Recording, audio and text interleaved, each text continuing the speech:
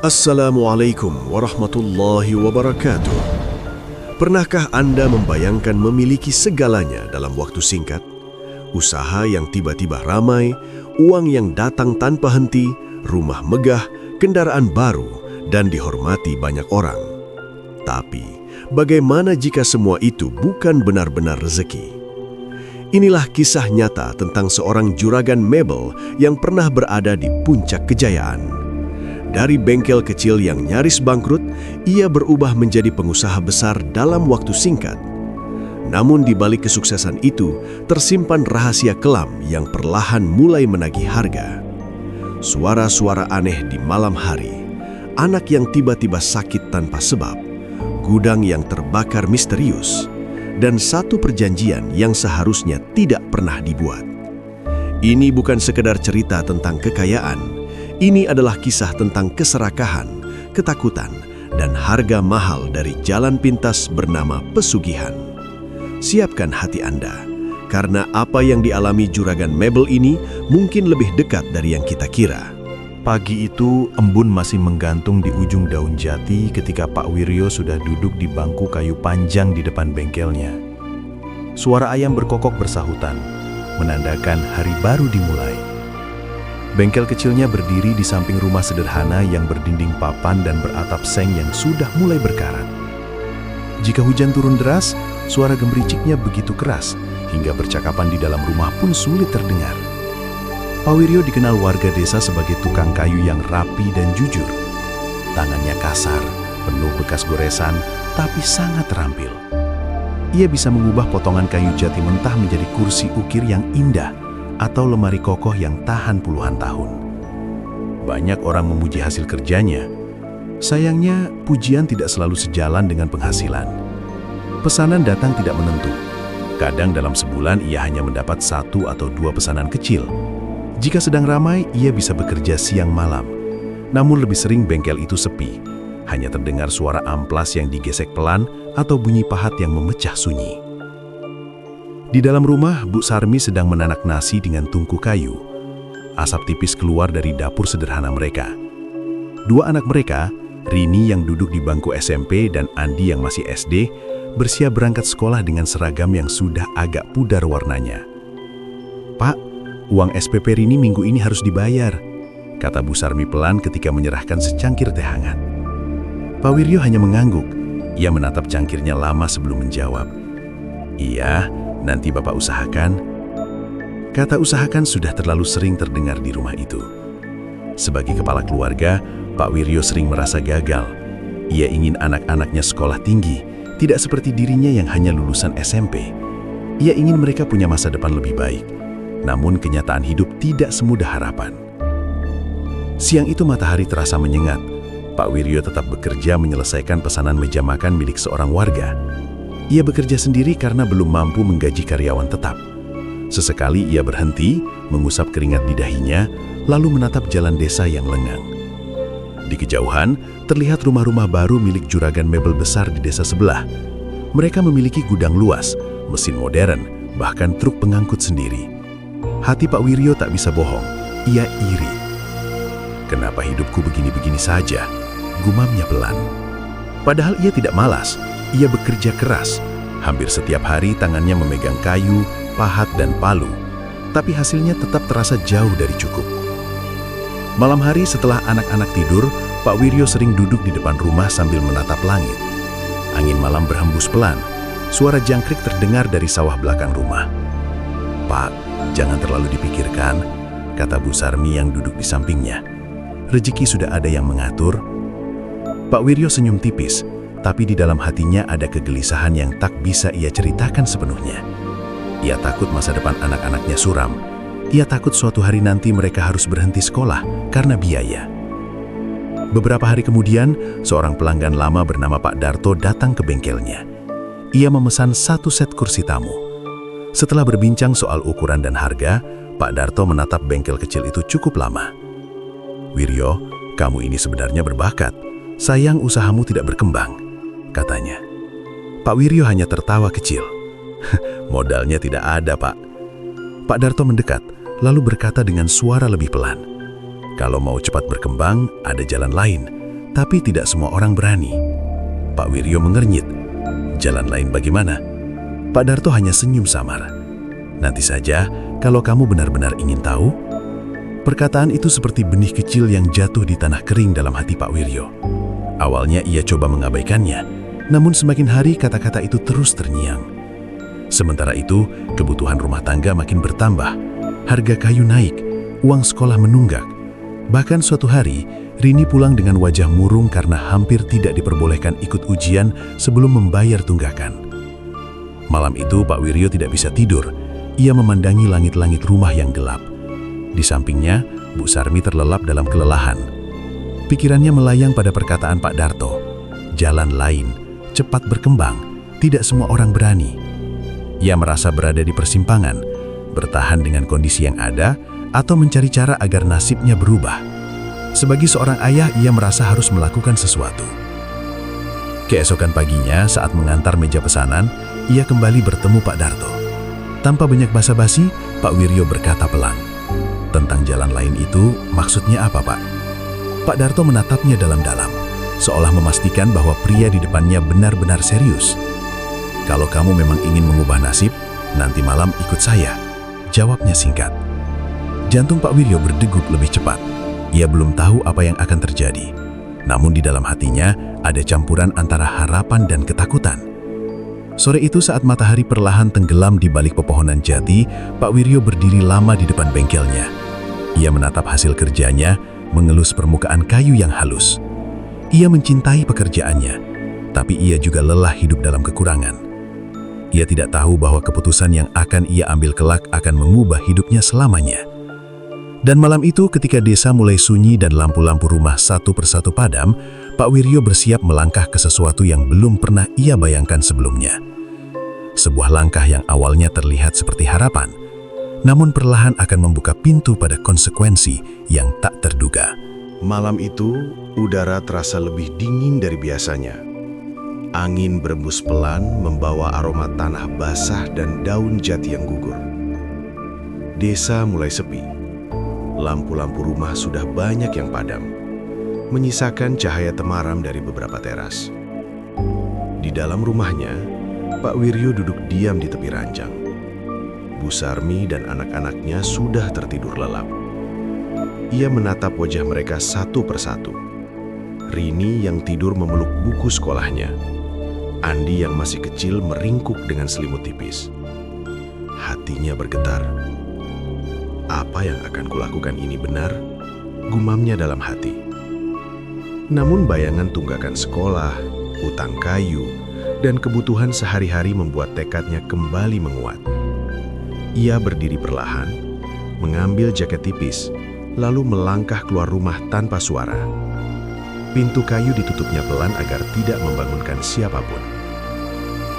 Di ujung jalan desa, Pak Darto sudah menunggu dengan sepeda motornya. Wajahnya terlihat serius. "Sudah siap?" tanyanya singkat.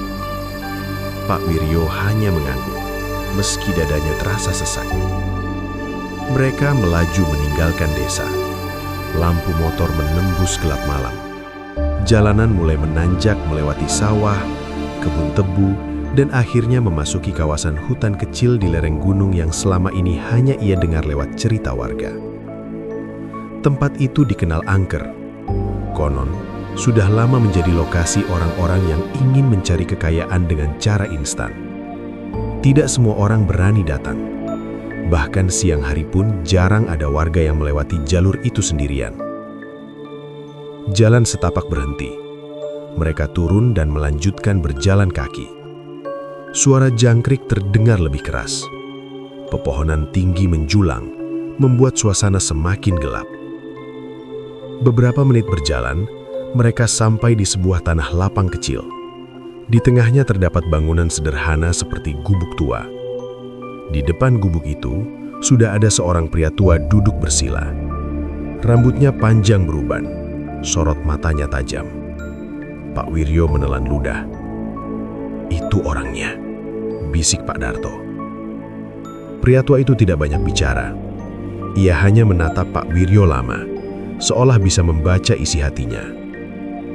"Kamu datang dengan keinginan sendiri," Tanyanya pelan. Pak Wiryo mengangguk. Saya ingin usaha mebel saya besar. Saya ingin keluarga saya hidup cukup. Pria tua itu tersenyum tipis. Banyak yang datang dengan alasan yang sama. Di depan gubuk sudah disiapkan sesajen. Ada kembang 7 rupa, kemenyan, ayam panggang, dan beberapa benda yang tidak dikenali Pak Wiryo. Bau asap kemenyan mulai memenuhi udara. Setiap permintaan ada syaratnya, kata pria tua itu. Kalau kamu siap, jangan pernah menyesal. Jantung Pak Wiryo berdegup semakin kencang. Ia sempat ingin mundur, namun wajah anak-anaknya kembali terbayang. Ia merasa tidak punya pilihan lain. Ritual mulai menjelang tengah malam. Pria tua itu membaca doa-doa dengan bahasa yang tidak dimengerti Pak Wiryo. Angin tiba-tiba bertiup lebih kencang. Pepohonan bergoyang menimbulkan suara gemerisik yang membuat bulu kudut merinding. Pak Wiryo diminta duduk bersila dan memejamkan mata. Ia harus menyebutkan keinginannya dengan jelas. Dengan suara gemetar, ia berkata, "Saya ingin usaha mebel saya besar. Saya ingin rezeki lancar." Tiba-tiba suasana terasa berat, seolah ada sesuatu yang hadir di sekeliling mereka. Pak Wiryo merasakan hawa dingin menyentuh tengkuknya. Nafasnya terasa sesak. Pria tua itu kemudian berbisik, "Perjanjian sudah dibuat. Ingat, apa yang kamu terima harus dibalas sesuai ketentuan." Pak Wiryo ingin bertanya lebih jauh, tapi suaranya seperti tertahan. Ritual berakhir menjelang dini hari. Sebelum pulang, pria tua itu memberikan sebuah kotak kayu kecil. "Simpan baik-baik, jangan sampai rusak atau hilang. Rawat sesuai petunjuk." Sepanjang perjalanan pulang, Pak Wiryo diam. Pikirannya campur aduk antara takut dan berharap. Saat sampai di rumah, ayam jantan sudah mulai berkokok. Ia menyembunyikan kotak kayu itu di ruang belakang bengkel yang jarang dipakai. Ruangan itu kemudian ia kunci rapat. Hari pertama setelah ritual, tidak ada yang berubah. Hari kedua pun sama. Pak Wiryo mulai merasa mungkin ia telah melakukan hal sia-sia. Namun memasuki minggu kedua, tiba-tiba seorang pembeli dari luar kota datang.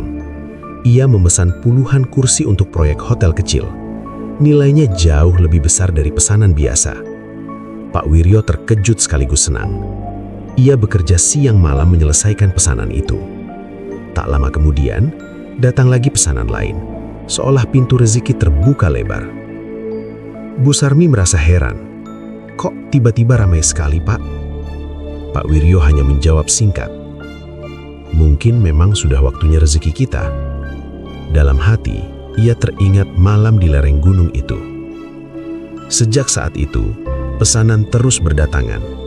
Bahkan ada pedagang besar yang menawarkan kerjasama tetap. Uang mulai mengalir. Untuk pertama kalinya, Pak Wiryo bisa melunasi semua tunggakan sekolah anaknya. Namun bersamaan dengan itu, ia mulai merasakan sesuatu yang berbeda. Setiap malam Jumat, ia merasa harus masuk ke ruang belakang bengkel. Seolah ada panggilan yang tidak bisa ia abaikan. Kotak kayu itu terasa hangat saat disentuh. Kadang terdengar suara ketukan pelan dari dalamnya. Pak Wiryo mulai sulit tidur. Ia sering terbangun karena mimpi aneh. Mimpi tentang hutan gelap dan sosok bayangan tinggi yang berdiri di antara pepohonan. Meskipun begitu, kesuksesan yang mulai terlihat membuatnya menepis rasa takut. Baginya, selama keluarganya bahagia dan kebutuhan tercukupi, ia akan menghadapi apapun. Ia belum sadar bahwa langkah yang ia ambil malam itu bukan sekedar membuka pintu rezeki, melainkan juga membuka pintu pada sesuatu yang perlahan akan menagih janjinya. Dan semua itu baru saja dimulai. Sejak pesanan besar pertamanya selesai, kehidupan Pak Wiryo berubah dengan cepat. Bengkel kecil yang dulu sering sepi, kini hampir tidak pernah berhenti dari suara mesin dan ketukan palu. Kayu-kayu jati bertumpuk di halaman, sebagian bahkan harus ditutup terpal karena tidak muat lagi di dalam. Setiap pagi, sebelum matahari tinggi, sudah ada pembeli atau perantara yang datang. Ada yang memesan lemari ukir, ada yang memesan meja makan dalam jumlah banyak. Bahkan seorang pengusaha dari kota menawarkan kontrak kerjasama untuk memasok furnitur ke beberapa hotel baru. Pak Wiryo sendiri sering terdiam melihat buku catatannya. Angka-angka pemasukan yang dulu kecil kini bertambah dengan cepat. Ia mampu membeli mesin potong kayu baru. Ia juga mulai mempekerjakan beberapa warga desa sebagai karyawan tetap. "Alhamdulillah Pak, akhirnya bengkel kita ramai juga," kata Bu Sarmi suatu sore sambil membantu mencatat pesanan. Pak Wiryo tersenyum, tapi senyumnya terasa berbeda. Ada rasa bangga namun juga ada bayangan gelisah yang tidak bisa ia jelaskan. Di balik keberhasilan itu, ada kebiasaan baru yang tidak diketahui siapapun. Setiap malam Jumat Kliwon, Pak Wiryo masuk ke ruangan kecil di belakang bengkel. Ruangan itu kini selalu terkunci rapat, hanya ia yang memiliki kuncinya. Di dalam ruangan itu, kotak kayu kecil pemberian pria tua dari lereng gunung tersimpan di atas meja rendah. Setiap kali dibuka, tercium bau kemenyan samar meski tidak ada yang membakarnya. Pak Wiryo melakukan apa yang dulu diperintahkan kepadanya, menaruh sesajen sederhana dan membaca kalimat-kalimat yang ia hafal dari ritual pertama. Ia tidak sepenuhnya mengerti arti kata-kata itu, tapi ia takut jika tidak melakukannya. Aneh tapi nyata, setiap kali ritual kecil itu dilakukan, keesokan harinya selalu ada pesanan baru masuk. Awalnya ia menganggap itu kebetulan, namun setelah berulang kali terjadi, ia mulai percaya bahwa ada hubungan antara apa yang ia lakukan dan rezeki yang datang. Keberhasilan Pak Wiryo mulai menjadi pembicaraan warga desa. Banyak yang kagum, tidak sedikit pula yang bertanya-tanya. "Cepat sekali majunya," ujar seorang tetangga. "Dulu cuma bengkel kecil, sekarang sudah seperti pabrik," sahut yang lain. Sebagian merasa bangga karena desa mereka kini punya juragan mebel yang sukses. Tapi sebagian lagi mulai berbisik-bisik, terutama ketika kejadian aneh mulai dialami para pekerja. Suatu malam, Joko dan dua karyawan lain lembur menyelesaikan pesanan. Sekitar pukul 11 malam, ketika suasana sunyi, terdengar suara seperti kayu diseret dari dalam gudang. Padahal semua kayu sudah tersusun rapi. "Jo, kamu dengar gak?" bisik salah satu pekerja. Joko mengangguk pelan. Mereka saling pandang. Dengan hati-hati mereka memeriksa gudang. Tidak ada siapa-siapa. Semua tampak normal. Namun saat mereka kembali ke ruang kerja, lampu tiba-tiba berkedip beberapa kali sebelum akhirnya stabil kembali. "Sudahlah, mungkin cuma angin," kata Joko mencoba menenangkan diri. Mereka tidak berani bercerita pada Pak Wiryo, takut dianggap mengada-ada. Sementara itu, Pak Wiryo semakin sibuk. Ia jarang makan bersama keluarga. Pikirannya dipenuhi target produksi dan pesanan yang terus bertambah. Di luar, ia terlihat seperti juragan sukses yang percaya diri, tapi di dalam hatinya ada perasaan seperti sedang diawasi. Suatu malam saat ia selesai melakukan ritual di ruangan belakang, ia merasa ada yang berdiri di belakangnya. Nafasnya tercekak, ia menoleh cepat, tidak ada siapa-siapa. Namun udara terasa lebih dingin dari biasanya. Kotak kayu di depannya bergetar pelan, seolah ada sesuatu di dalamnya. Pak Wiryo menutup kotak itu dengan cepat dan keluar ruangan. Keringat dingin membasahi punggungnya. Ia mulai bertanya dalam hati, sampai kapan semua ini akan berlangsung? Di rumah perubahan juga mulai terasa. Anak sulungnya Rini sering mengeluh pusing dan sulit tidur. Andi yang biasanya ceria, beberapa kali terbangun tengah malam sambil menangis mengaku melihat bayangan hitam di sudut kamar. "Ah, cuma mimpi," kata Pak Wiryo mencoba menenangkan, meski dalam hatinya ia sendiri tidak yakin. Bu Sarmi mulai merasa ada yang tidak beres. Ia memperhatikan suaminya yang semakin sering melamun. Kadang Pak Wiryo terlihat berbicara sendiri pelan, seperti sedang berdiskusi dengan seseorang yang tak terlihat. Suatu sore saat menghitung uang hasil pembayaran besar, Pak Wiryo mendadak terdiam. Ia teringat perkataan pria tua di gunung itu. "Apa yang kamu terima harus dibalas sesuai ketentuan." Apa sebenarnya yang harus ia bayar? Selama beberapa bulan, semuanya masih terlihat baik-baik saja dari luar. Rumah mereka direnovasi, atap seng diganti genteng baru, dinding papan diganti tembok. Mereka bahkan membeli sepeda motor baru. Namun ketenangan batin Pak Wiryo semakin menipis. Suatu malam Jumat, ketika ia hendak masuk ke ruangan belakang, kuncinya jatuh sendiri dari tangannya. Saat membungkuk mengambilnya, ia mendengar suara berat berbisik tepat di telinganya. "Janji, jangan lupa."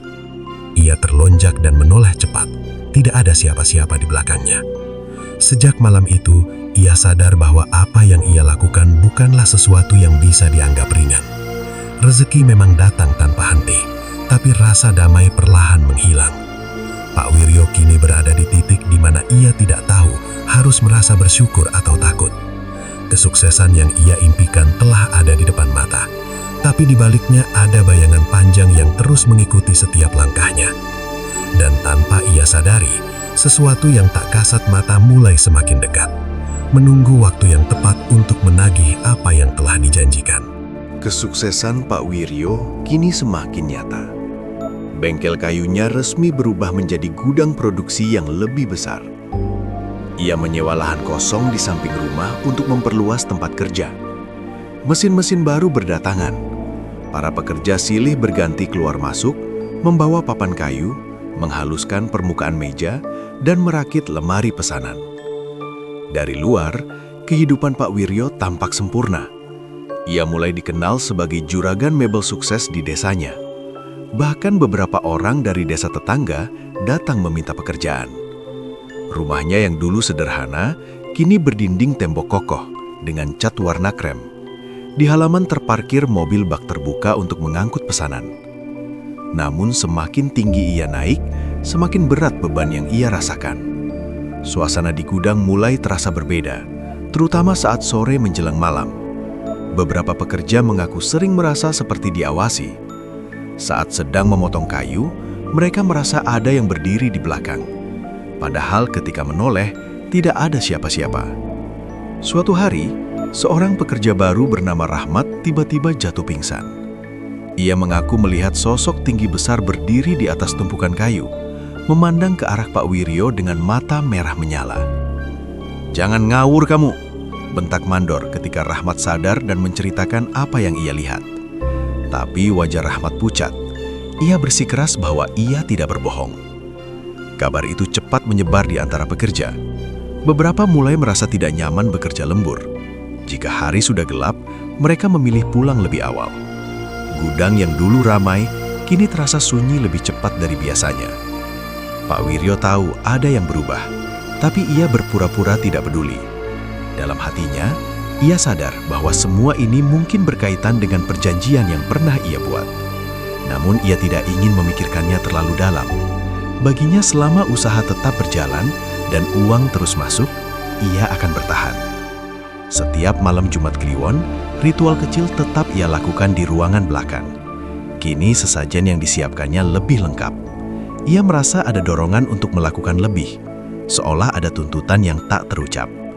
Suatu malam, saat ia sedang duduk bersila di depan kotak kayu itu, suara ketukan terdengar jelas dari dalam. Bukan sekali, tapi 3 kali berturut-turut. Tok, tok, tok. Nafasnya tercekak, tangannya gemetar. Ia membuka sedikit tutup kotak itu dan seketika angin dingin berhembus keluar, padahal semua jendela tertutup rapat. Lampu ruangan berkedip pelan. Dalam keheningan itu, ia seperti mendengar suara berat berbisik di dalam kepalanya. "Rezekimu lancar, jangan lalai." Ia menutup kotak itu dengan cepat. Keringat dingin membasahi pelipisnya. Ia merasa seperti tidak lagi sepenuhnya mengendalikan hidupnya. Di rumah, keadaan anak-anaknya semakin membuat Bu Sarmi tidak tenang. Rini yang dulu ceria, kini sering murung. Ia mengaku sering bermimpi berada di hutan gelap, diikuti bayangan tinggi tanpa wajah. Andi pun mulai sering demam tanpa sebab jelas. "Pak, apa ini cuma kebetulan?" tanya Bu Sarmi suatu malam dengan suara bergetar. Pak Wiryo terdiam. Ia tidak berani menjawab jujur.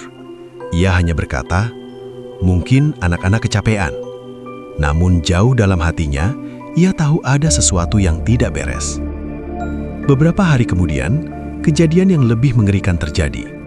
Salah satu mesin pemotong kayu tiba-tiba menyala sendiri saat gudang sudah kosong. Suara mesin meraung keras di tengah malam. Warga sekitar yang mendengar langsung keluar rumah. Ketika Pak Wiryo berlari ke gudang, mesin itu berhenti mendadak tepat saat ia membuka pintu. Para pekerja mulai takut. Ada yang memilih mengundurkan diri dengan alasan ingin mencari kerja di tempat lain. Suasana kerja tidak lagi senyaman dulu. Pak Wiryo mulai merasa kesuksesan ini seperti pedang bermata dua. Di satu sisi, ia menikmati hasilnya. Di sisi lain, ketenangan hidupnya perlahan terkikis. Suatu sore, saat menghitung keuntungan besar dari proyek hotel, ia justru merasa kosong. Tidak ada lagi rasa bangga seperti dulu. Yang ada hanya kecemasan. Ia teringat kembali ucapan pria tua di lereng gunung. Perjanjian sudah dibuat. Jangan pernah menyesal. Apakah ini awal dari penyesalan itu?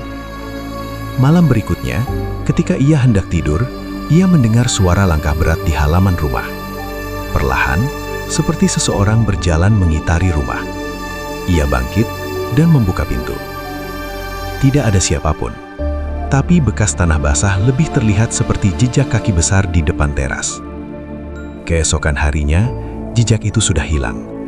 Pak Wiryo kini sadar bahwa sesuatu benar-benar mengikutinya, bukan hanya di gudang, tapi sampai ke rumah. Namun ia masih belum berani menghentikan semuanya. Ia takut jika ia berhenti, rezekinya akan lenyap seketika. Ia takut kembali miskin. Ia takut anak-anaknya kembali merasakan kekurangan. Ia terjebak antara rasa syukur dan ketakutan. Dan tanpa ia sadari, bayangan yang selama ini hanya mengamati, kini mulai semakin berani menunjukkan keberadaannya. Keberhasilan yang ia banggakan ternyata menyimpan sisi gelap yang perlahan membuka diri. Sesuatu yang dulu hanya terasa samar, kini mulai nyata. Dan Pak Wiryo belum tahu bahwa apa yang datang berikutnya akan jauh lebih berat daripada sekedar ketukan dan bayangan hitam di gudang kayunya. Sejak kejadian mesin menyala sendiri dan jejak kaki misterius di halaman rumahnya, hidup Pak Wiryo tak pernah benar-benar tenang. Ia tetap menjalankan usaha seperti biasa, memeriksa kualitas kayu, menandatangani nota pesanan, dan memberi arahan pada pekerja. Namun, di balik wajah tegasnya sebagai juragan, ada ketakutan yang terus tumbuh. Gudang mebel yang dulu terasa seperti tempat mencari harapan, kini berubah menjadi ruang yang menekan dada. Terutama saat matahari mulai turun dan bayangan kayu-kayu panjang memanjang di lantai semen. Suatu sore, Rahmat, pekerja yang dulu sempat pingsan, kembali menghampiri Pak Wiryo dengan wajah pucat. "Pak, saya izin berhenti," katanya pelan. "Kenapa?" tanya Pak Wiryo singkat. Rahmat menunduk. "Saya nggak kuat, Pak. Setiap saya lembur, saya selalu lihat bayangan itu lagi, berdiri di atas kayu paling tinggi. Matanya merah, Pak, menatap ke arah ruang belakang." Jantung Pak Wiryo berdegup keras, namun ia berusaha terlihat tenang. "Kamu kebanyakan pikiran," jawabnya dingin. Rahmat tak membantah, ia hanya mengangguk lalu benar-benar berhenti bekerja keesokan harinya. Sejak itu, satu persatu pekerja mulai mengundurkan diri. Alasannya hampir sama, suasana tidak nyaman, sering mendengar suara aneh, atau mimpi buruk yang datang berulang. Gudang yang dulu penuh suara kini mulai lebih lengang. Padahal pesanan masih banyak, Pak Wiryo terpaksa mencari pekerja baru dari desa lain. Di rumah, kondisi anak sulungnya, Rini, semakin memburuk. Tubuhnya lemas, nafsu makannya hilang. Beberapa kali ia tiba-tiba menjerit tengah malam. Suatu malam, Bu Sarmi terbangun karena teriakan itu. Ia berlari ke kamar Rini dan melihat anaknya duduk tegak dengan mata terbuka lebar menatap sudut kamar. "Ada apa, Nak?" tanya Bu Sarmi panik. Itu orang tinggi berdiri di sana, Bu." Suara Rini bergetar. Bu Sarmi menoleh ke sudut kamar. Tidak ada apapun, namun hawa di ruangan terasa dingin tidak wajar. Pak Wiryo yang ikut masuk mencoba menenangkan, tapi wajahnya pucat. Ia tahu persis bayangan seperti apa yang dimaksud anaknya. Keesokan harinya, Bu Sarmi memaksa membawa Rini ke dokter di kota. Hasil pemeriksaan tetap sama, tidak ada penyakit serius, hanya kelelahan dan kurang istirahat.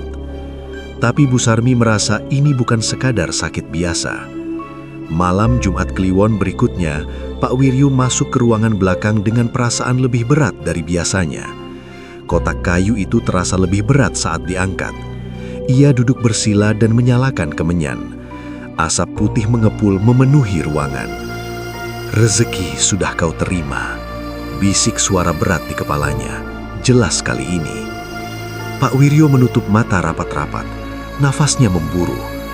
"Apalagi yang kau inginkan?" gumamnya tanpa sadar. Ruangan tiba-tiba berputar. Ia melihat bayangan tinggi besar berdiri di depannya. Wajahnya samar, namun matanya merah menyala. Janji harus ditepati. Suara itu bukan lagi sekadar bisikan dalam kepala, seolah benar-benar terdengar di udara. Pak Wiryo terjatuh terduduk.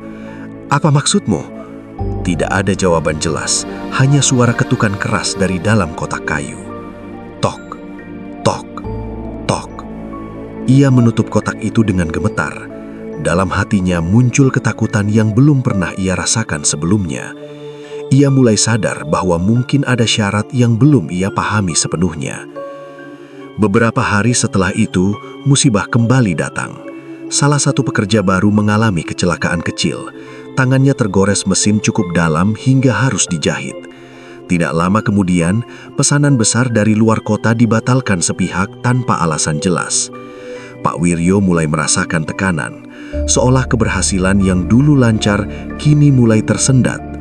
Di sisi lain, kondisi Rini semakin melemah. Tubuhnya kurus, matanya sayu. Ia sering berbicara sendiri dalam keadaan setengah sadar. Malam itu, ia berkata lirih pada ayahnya, "Pak, orang itu bilang aku harus ikut." Darah Pak Wiryo seperti berhenti mengalir. "Apa maksudmu, Nak?" tanyanya dengan suara bergetar. Rini hanya menatap kosong, lalu kembali terlelap. Malam itu Pak Wiryo tidak bisa tidur. Ia duduk sendirian di ruang tamu yang gelap. Pikirannya kacau. Apakah ini yang dimaksud dengan balasan? Apakah ada tumbal yang harus diberikan? Ia teringat samar pada kalimat pria tua di gunung. "Apa yang kamu terima harus dibalas sesuai ketentuan." Saat itu ia tidak pernah diberitahu secara jelas apa ketentuannya. Ia terlalu fokus pada keinginan menjadi kaya. Kini ketika melihat anaknya terbaring lemas, hatinya dihantam penyesalan. Untuk pertama kalinya sejak ritual itu, Pak Wiryo merasa ingin menghentikan semuanya. Namun ketakutannya lebih besar. Bagaimana jika menghentikan berarti membuat semuanya lebih buruk? Angin malam berembus pelang di luar rumah. Suara dedaunan bergesekan seperti bisikan panjang. Di kejauhan, anjing menggonggong tanpa henti. Pak Wiryo menutup wajahnya dengan kedua tangan. Kesuksesan yang ia banggakan kini berubah menjadi ancaman bagi keluarganya sendiri. Dan di dalam ruangan belakang bengkel, kotak kayu itu kembali bergetar pelan, seolah mengingatkan bahwa janji belum sepenuhnya lunas. Sejak malam ketika Rini berkata ada orang tinggi yang ingin mengajaknya pergi, hati Pak Wiryo tidak pernah benar-benar tenang. Setiap kali melihat anaknya terbaring lemah di kamar, dadanya terasa seperti diremas. Nafas Rini sering terdengar berat dan wajahnya semakin pucat dari hari ke hari. Bu Sarmi mulai sering menangis diam-diam di dapur. Ia tidak tahu apa penyebab semua ini, tapi nalurinya sebagai seorang ibu mengatakan ada sesuatu yang salah. "Pak, kita harus cari orang pintar atau ustadz," ucap Bu Sarmi suatu pagi dengan suara gemetar. Pak Wiryo terdiam.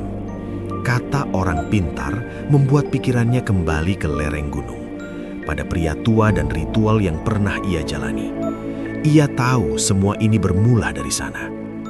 Namun sebelum ia sempat mengambil keputusan, musibah datang lebih dulu. Malam itu, angin bertiup cukup kencang. Gudang kayu masih menyimpan banyak bahan pesanan besar yang belum selesai. Sekitar pukul 12 malam, ketika seluruh desa sudah terlelap, tiba-tiba terdengar teriakan dari arah luar. "Kebakaran! Kebakaran!" Pak Wiryo terbangun kaget. Ia berlari keluar rumah dan melihat api sudah membesar di bagian belakang gudang. Lidah api menjilat tumpukan kayu kering dengan cepat. Percikan merah beterbangan, membuat suasana malam berubah menjadi mencekam. Warga berdatangan membawa ember dan selang seadanya. Mereka berusaha memadamkan api sebelum merambat ke rumah-rumah sekitar. Pak Wiryo berdiri terpaku beberapa detik sebelum akhirnya ikut menyiram. Tangannya gemetar. Api itu terasa terlalu cepat membesar, seolah sudah ada yang menunggu untuk menyala. Anehnya, meski api melahap sebagian besar kayu mahalnya, kobaran itu berhenti tepat sebelum menyentuh tembok rumahnya, seolah ada batas tak terlihat yang menahannya. Setelah hampir 1 jam, api akhirnya padam. Yang tersisa hanyalah arang hitam, bau kayu terbakar dan asap tipis yang masih mengepul. Pak Wiryo terduduk di tanah. Kerugian yang ia alami sangat besar. Kayu-kayu pesanan hotel hangus hampir setengahnya. Beberapa mesin ikut rusak terkena panas. "Pak, ini korsleting listrik?" tanya salah satu warga. Pak Wiryo menggeleng pelan. Instalasi listrik di gudangnya baru saja diperbaharui. Tidak ada percikan sebelumnya, tidak ada tanda-tanda hubungan pendek. Dalam hatinya, ia tahu ini bukan kebakaran biasa. Keesokan harinya, suasana gudang terasa lebih sunyi dari sebelumnya. Para pekerja yang tersisa terlihat ketakutan. Beberapa memilih tidak masuk kerja. Rahmat yang sudah keluar bahkan datang hanya untuk melihat sisa kebakaran. Ia menatap Pak Wiryo dengan wajah serius. "Pak, saya pernah dengar kalau janji tidak ditepati, biasanya akan ada peringatan." Kata-kata itu seperti pisau yang menembus dada Pak Wiryo. Malam setelah kebakaran, Rini kembali demam tinggi. Ia mengigau, menyebut-nyebut kata api dan hutang. Bu Sarmi semakin panik. "Pak, ini sudah nggak wajar. Kita harus minta pertolongan." Pak Wiryo tidak bisa lagi menyangkal. Dalam hatinya, ia tahu semua ini adalah akibat dari perjanjian yang pernah ia buat. Api itu mungkin bukan sekedar musibah, tapi tanda. Malam Jumat berikutnya, dengan langkah berat, ia kembali masuk ke ruangan belakang. Kotak kayu itu masih utuh, tidak tersentuh api sama sekali, meski gudang di sebelahnya terbakar hebat. Ia duduk bersila, tapi kali ini bukan untuk meminta rezeki. "Aku sudah dapat apa yang kuinginkan," bisiknya pelan. "Tapi jangan ganggu keluargaku." Ruangan terasa semakin dingin. Asap kemenyan berputar tidak wajar. Lampu berkedip. Kotak kayu itu tiba-tiba terbuka sendiri.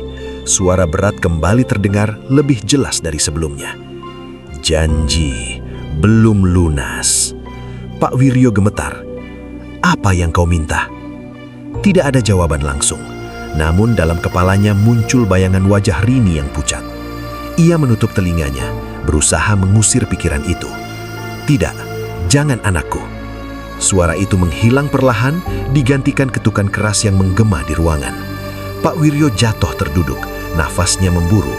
Untuk pertama kalinya dalam sejarah hidupnya, Pak Wiryo merasa benar-benar kalah.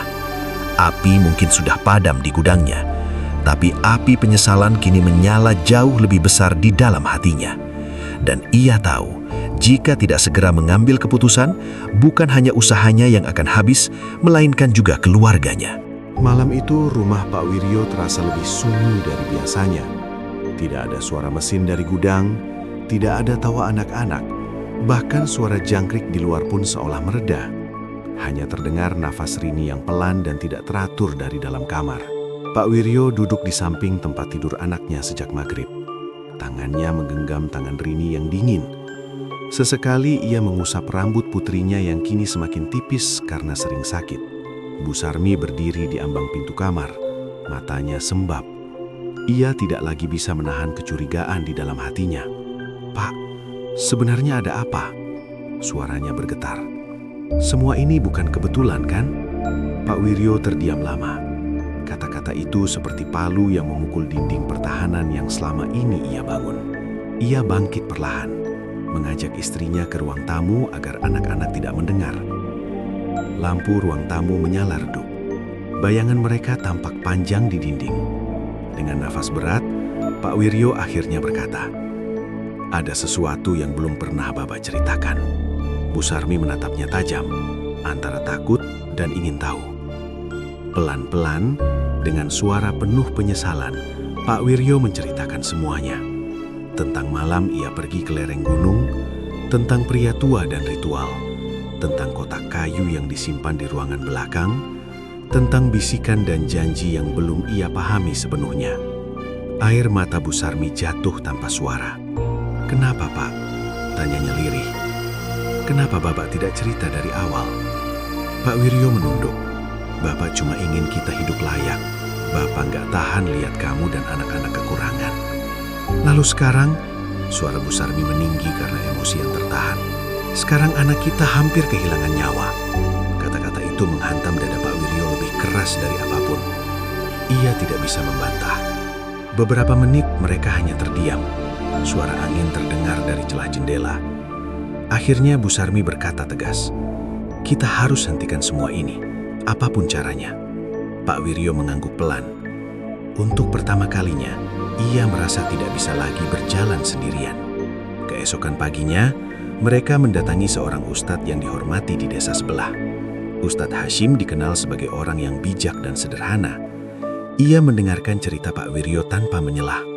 Wajahnya tenang, tapi sorot matanya serius. "Kalau memang ada perjanjian dengan yang goib, itu tidak bisa dianggap ringan," kata Ustadz Hashim pelan. "Biasanya mereka menuntut balasan, dan balasan itu seringkali menyasar yang paling dicintai." Tubuh Bu Sarmi bergemetar. "Apa yang harus kami lakukan, Pak Ustadz?" tanya Pak Wiryo dengan suara hampir putus asa. "Taubat sungguh-sungguh, hancurkan semua yang menjadi pengikat, dan bersiaplah menghadapi konsekuensi." Malam harinya, Ustadz Hashim datang ke rumah mereka. Beberapa warga dipercaya ikut membantu. Mereka masuk ke ruangan belakang gudang yang selama ini terkunci rapat. Saat pintu dibuka, hawa dingin langsung menyergap. Bau kemenyan yang sudah lama mengendap terasa kuat. Kotak kayu itu tergeletak di atas meja kecil. Ustadz Hashim mendekat, membaca doa dengan suara mantap. Saat ia menyentuh kotak itu, tiba-tiba terdengar suara keras dari dalam, seperti sesuatu yang menghantam dinding kayu. Bu Sarmi menutup mulutnya menahan jeritan. Pak Wiryo berdiri gemetar. Inilah akibat dari pilihannya sendiri. Dengan bacaan doa yang semakin keras, Ustadz Hashim memerintahkan Pak Wiryo untuk membuka kotak itu dan menunjukkan penyesalannya. Tangan Pak Wiryo bergetar saat membuka tutupnya. Isinya hanya kain hitam dan beberapa benda kecil yang dulu diberikan saat ritual. Namun saat kotak terbuka, angin berembus kencang di dalam ruangan meski semua jendela tertutup. Lampu berkedip-kedip. Terdengar suara berat, marah, memenuhi ruangan. "Pengkhianat!" Bu Sarmi hampir pingsan. Ustadz Hashim tetap membaca doa tanpa henti. Ia meminta Pak Wiryo mengucapkan penyesalan dan memutuskan perjanjian itu dengan tegas. Dengan air mata mengalir, Pak Wiryo bersujud di lantai semen gudang. "Saya menyesal, saya salah, saya tidak ingin kekayaan itu lagi. Jangan ganggu keluarga saya." Suasana terasa menekan, seolah ruangan itu menahan sesuatu yang besar. Tiba-tiba, kotak kayu itu terbelah retak dengan suara keras. Kain hitam di dalamnya seperti terbakar sendiri tanpa api besar, hanya asap tipis yang cepat menghilang. Lalu semuanya sunyi. Adara yang tadinya berat perlahan terasa lebih ringan. Ustadz Hashim menatap Pak Wiryo. "Ini belum tentu selesai, tapi ini awal yang benar." Malam itu, setelah ritual pemutusan dilakukan, kondisi Rini sempat memburuk. Nafasnya sesak beberapa menit. Bu Sarmi menangis memeluk anaknya. Namun menjelang subuh, suhu tubuh Rini perlahan turun. Nafasnya lebih teratur. Pak Wiryo duduk bersandar di dinding kamar. Tubuhnya lelah, tapi untuk pertama kalinya setelah sekian lama, hatinya sedikit lebih ringan. Gudang mungkin sudah setengah terbakar. Usahanya mungkin akan jatuh, tapi jika anaknya selamat, semua itu tidak ada artinya. Fajar mulai menyingsing. Cahaya matahari masuk perlahan melalui jendela. Pak Wiryo menatap langit yang mulai terang. Ia tahu jalan ke depan tidak akan mudah. Mungkin ia harus memulai dari nol lagi. Mungkin reputasinya akan hancur. Tapi ia sudah memilih. Lebih baik hidup sederhana dengan hati tenang daripada kaya dengan bayangan yang terus menagih. Namun dalam sisa arang gudang yang terbakar, masih ada abu yang belum sepenuhnya dingin. Dan Pak Wiryo belum tahu apakah semuanya benar-benar telah berakhir. Beberapa hari setelah malam pemutusan itu, suasana rumah Pak Wiryo terasa berbeda. Tidak lagi seberat sebelumnya. Udara di dalam kamar Rini tidak lagi terasa dingin menusuk. Anak sulungnya itu mulai bisa duduk sendiri, meski tubuhnya masih lemah. Bu Sarmi tak henti-hentinya bersyukur. Setiap pagi ia membuatkan bubur hangat untuk Rini, menyuapinya perlahan dengan mata berkaca-kaca. Andi pun tampak lebih ceria. Sudah 2 malam ia tidak menangis ketakutan. Namun, di balik ketenangan yang mulai kembali di rumah, badai justru datang dari arah lain.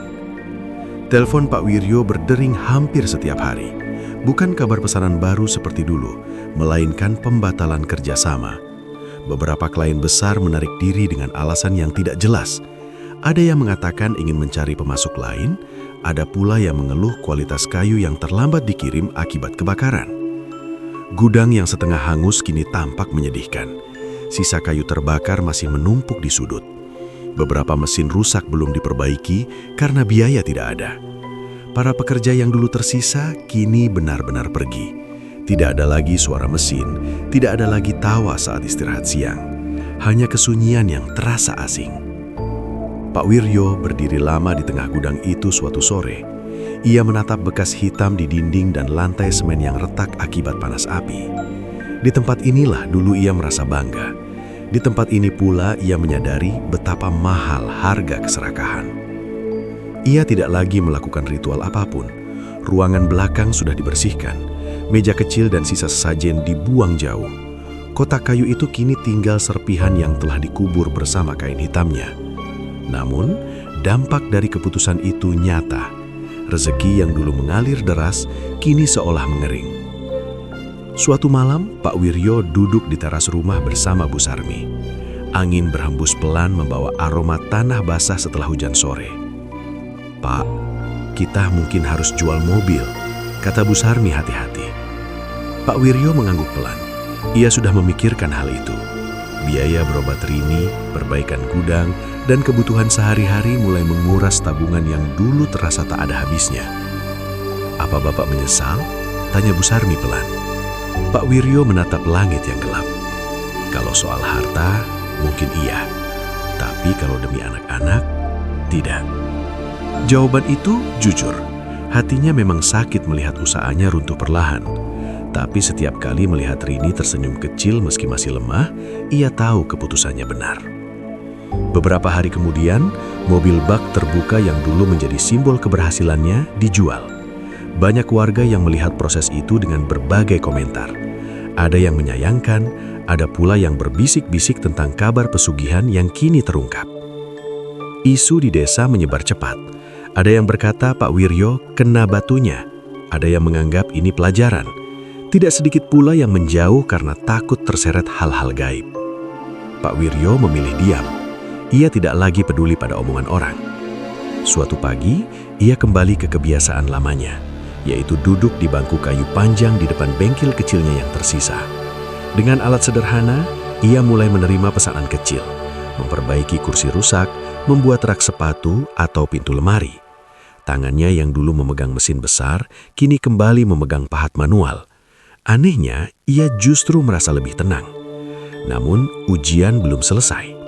Suatu sore ketika ia sedang menghaluskan permukaan meja kecil, ia mendengar suara seperti kayu retak dari dalam gudang. Ia terdiam. Suara itu mirip dengan yang dulu sering ia dengar sebelum semuanya terjadi. Dengan hati-hati, ia masuk. Gudang kosong, tidak ada apapun yang bergerak. Tapi kali ini, ia tidak merasa takut seperti dulu. Ia berdiri tegak dan berkata pelan, "Aku sudah tidak terikat lagi." Suasana tetap sunyi. Tidak ada angin aneh, tidak ada bisikan.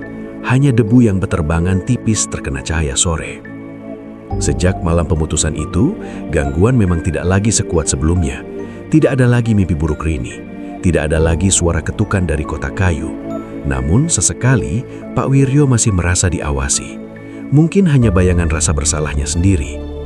Ekonomi keluarga mereka memang jatuh drastis. Rumah yang sudah direnovasi tidak lagi terasa megah. Beberapa perabot mahal terpaksa dijual. Tapi meja makan kembali ramai oleh canda sederhana anak-anak. Suatu malam, Rini berkata pelan, "Pak, sekarang aku nggak mimpi orang tinggi itu lagi." Kalimat sederhana itu membuat mata Pak Wiryo basah. Ia sadar kejayaan yang dulu ia banggakan ternyata hanya ilusi yang dibangun di atas ketakutan. Kini meski hidup lebih sederhana, ia merasa lebih utuh. Namun di dalam hatinya masih ada satu ketakutan kecil. Apakah konsekuensi benar-benar sudah selesai, ataukah ini hanya jeda sebelum ujian berikutnya? Pak Wiryo tidak tahu. Yang ia tahu, ia harus terus melangkah, memperbaiki kesalahan dengan kerja keras dan kejujuran, mengembalikan kepercayaan orang-orang, sedikit demi sedikit. Matahari tenggelam di ufuk barat, meninggalkan cahaya jingga di langit desa. Pak Wiryo menutup bengkel kecilnya dan masuk ke rumah. Ia mungkin telah kehilangan kejayaan yang dulu ia genggam. Namun, ia mulai menemukan sesuatu yang lebih berharga. Ketenangan yang tidak bisa dibeli dengan apapun. Waktu berjalan perlahan setelah runtuhnya usaha besar Pak Wiryo. Desa yang dulu memandangnya dengan kagum, kini menatapnya dengan berbagai pandangan. Ada yang iba, ada yang sinis, ada pula yang pura-pura tidak tahu apa-apa. Pak Wiryo memilih menerima semuanya tanpa banyak bicara. Setiap pagi ia kembali ke rutinitas lamanya, membuka bengkel kecil yang tersisa, menyaku serbuk kayu, lalu duduk di bangku panjang sambil menunggu pesanan. Tidak lagi proyek hotel atau kontrak besar, hanya pesanan sederhana, kursi makan, daun pintu, atau memperbaiki lemari lama. Tangannya kembali akrab dengan kerja perlahan. Tidak ada lagi target ratusan unit, tidak ada lagi tekanan tenggat besar. Hanya kayu, pahat, dan suara gesekan amplas yang mengisi hari-harinya. Anehnya, dalam kesederhanaan itu, ia mulai menemukan kembali dirinya yang dulu. Suatu siang, seorang pelanggan lama datang, Pak Hadi, pemilik toko bangunan di desa sebelah. Ia dulu pernah memesan dalam jumlah besar saat usaha Pak Wiryo sedang di puncak kejayaan. Pak Hadi memandang bengkel itu lama sebelum berkata, "Wiryo, saya dengar banyak cerita." Pak Wiryo tersenyum tipis. Cerita orang desa memang cepat sampai kemana-mana. Pak Hadi mengangguk pelan. "Saya tidak peduli soal cerita itu. Saya cuma tahu hasil kerja tanganmu bagus. Kalau kamu mau, saya ada pesanan pintu untuk rumah baru anak saya." Kalimat itu seperti angin segar. Bukan karena nilainya besar, tapi karena kepercayaan itu masih ada. Pak Wiryo menerima pesanan itu dengan sungguh-sungguh. Ia bekerja lebih teliti dari biasanya. Setiap ukiran dibuat rapi, setiap sudut diperhalus dengan sabar. Saat pintu itu selesai dan terpasang dengan baik, Pak Hadi tersenyum puas. "Kerja bagus, seperti dulu," katanya. Sejak itu perlahan-lahan kabar tentang kualitas kerja Pak Wiryo kembali menyebar. Bukan tentang kekayaan instan atau gudang besar, tapi tentang ketekunan dan hasil yang memuaskan. Di rumah, kondisi Rini semakin membaik.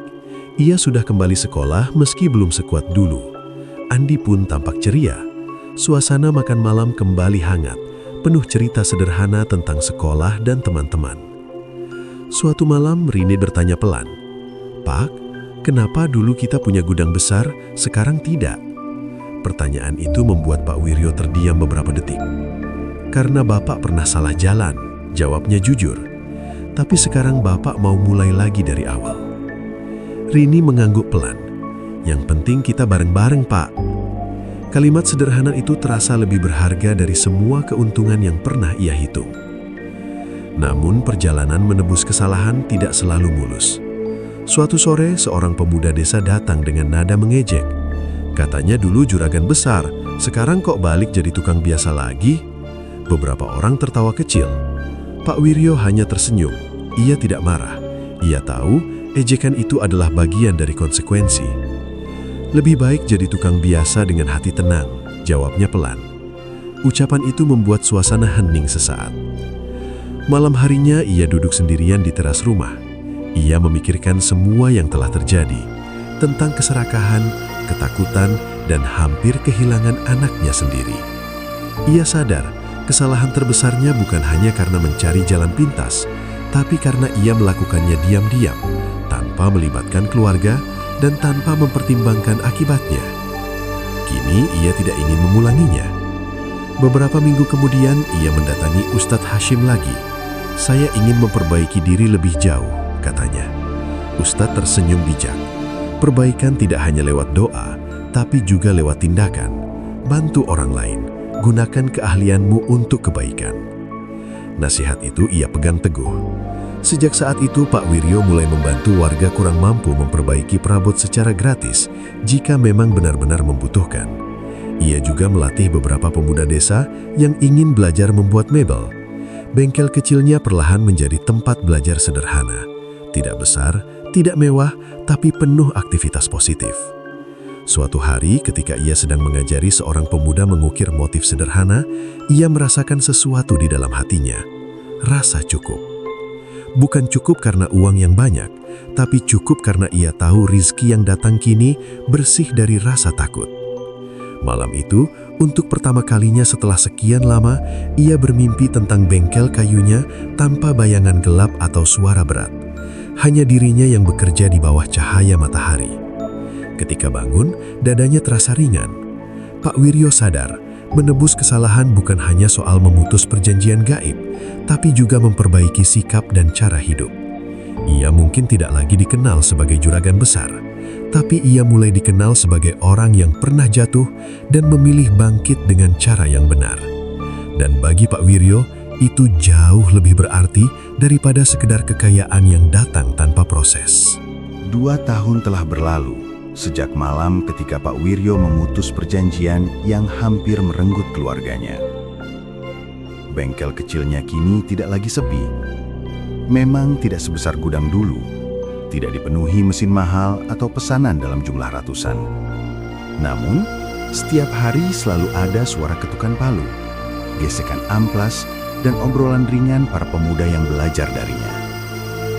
Pak Wiryo tidak lagi dipanggil juragan besar. Kini orang-orang menyebutnya Pak Wiryo tukang kayu. Dan anehnya, sebutan itu justru membuat hatinya lebih damai. Rini sudah kembali sehat sepenuhnya.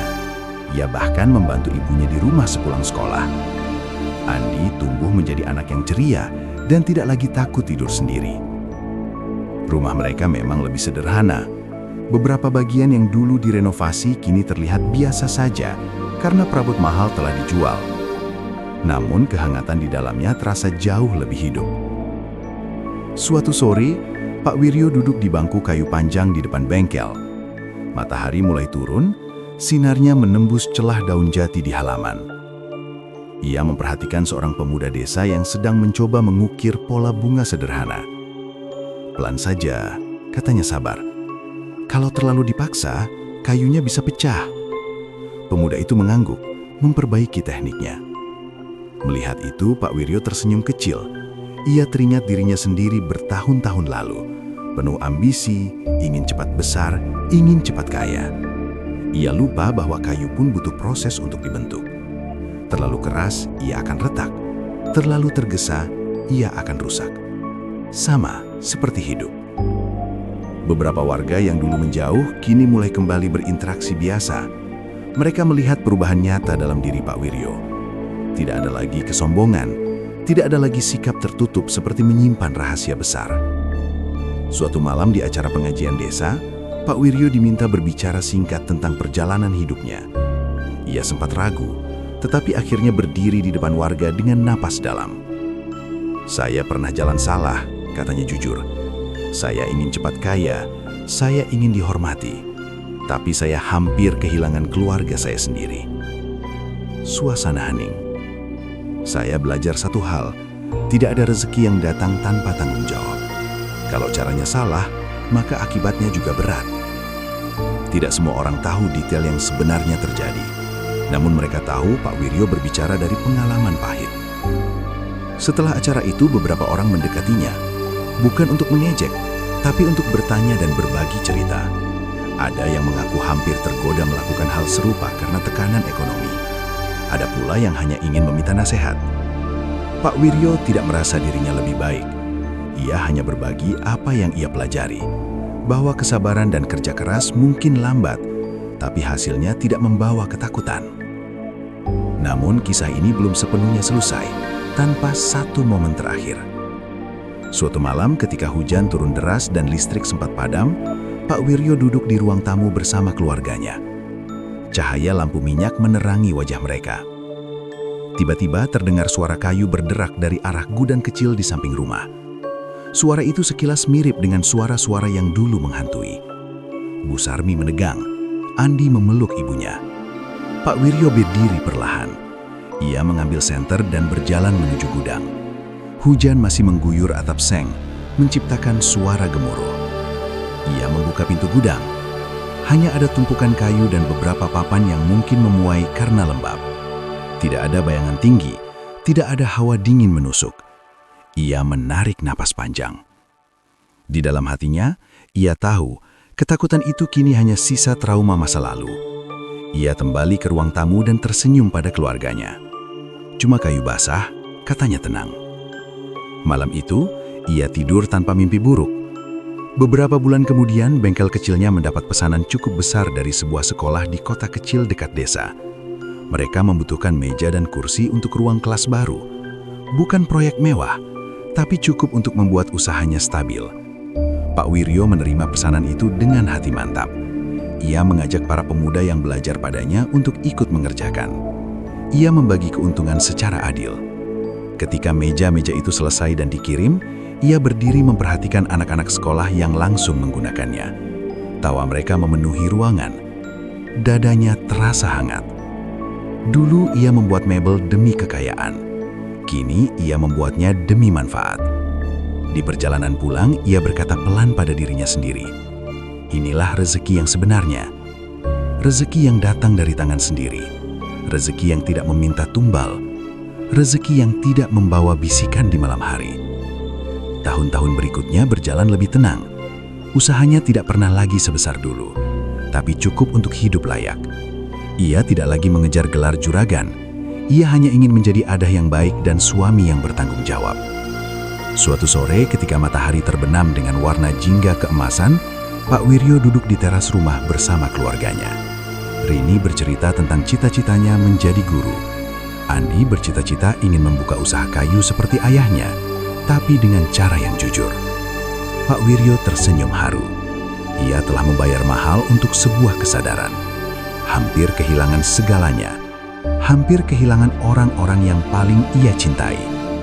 Namun dari kehancuran itu, ia menemukan pelajaran yang tak ternilai. Bahwa jalan pintas seringkali adalah jalan menuju jurang.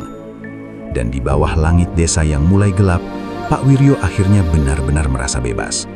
Bukan karena harta, bukan karena nama besar, melainkan karena ia telah memilih jalan yang benar, meski harus dimulai kembali dari nol. Setiap orang pernah tergoda oleh jalan pintas. Saat hidup terasa sulit, ketika usaha sepi, ketika kebutuhan menekan dari segala arah, bisikan untuk mencari cara instan seringkali terdengar sangat meyakinkan. Namun, kisah juragan mebel mengajarkan satu hal penting. Tidak ada kekayaan yang benar-benar gratis. Apa yang datang dengan cara yang salah, pada akhirnya akan meminta bayaran yang jauh lebih mahal. Bisa berupa ketenangan, keluarga, bahkan nyawa orang yang kita cintai. Pak Wiryo pernah jatuh. Ia pernah silau oleh harta dan hampir kehilangan segalanya. Namun ia juga membuktikan bahwa selalu ada jalan untuk kembali, selama kita berani mengakui kesalahan dan memperbaikinya. Kekayaan sejati bukan tentang seberapa banyak yang kita miliki, melainkan seberapa tenang kita tidur di malam hari. Semoga kisah ini menjadi pengingat bahwa rizki yang lambat tapi bersih jauh lebih berharga daripada kemewahan yang dibayar dengan ketakutan. Wassalamualaikum warahmatullahi wabarakatuh.